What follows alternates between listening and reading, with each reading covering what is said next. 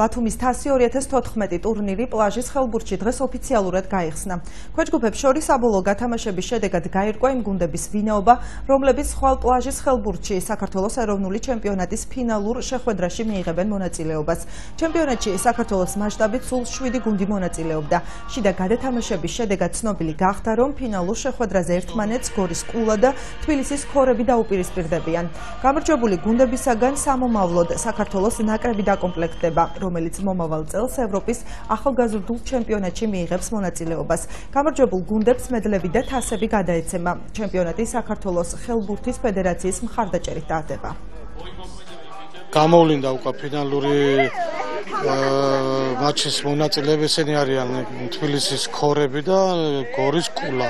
ხვალ გამართება ეს მატჩი და გამოვლინება საქართველოში პირველი ჩემპიონატის პლაჟის ხელბურთის გამარჯვებული. სტიმული არის, რომ ახალგაზრდებისთვის მომავალ წელს იმართება ევროპის ჩემპიონატი სავარაუდოდ იტალიაში და ამ ჩემპიონატში ვაკვირდებით ბავშვებს, რომლებიც მიიღებენ ნაკრების სახით მონაწილეობას ევროპის ჩემპიონატში. გზა ჩვენ რაც გავიარეთ, ძალიან რთული იყო. იყვნენ გუნდები, რომელიც ძალიან დიდ წინააღმდეგობას გვიწევდნენ. ქორები საერთოდ არის სამგზის ჩემპიონები არიან და დიდი პასუხისმგებლობაა ჩვენთვის რა კიდევ ერთხელ რომ დავამტკიცოთ და რომ გავიმარჯვოთ რა. იმედი მაქვს ყველაფერი კარგად იქნება და კიდევ ერთხელ მოვახერხებთ გამარჯვებას.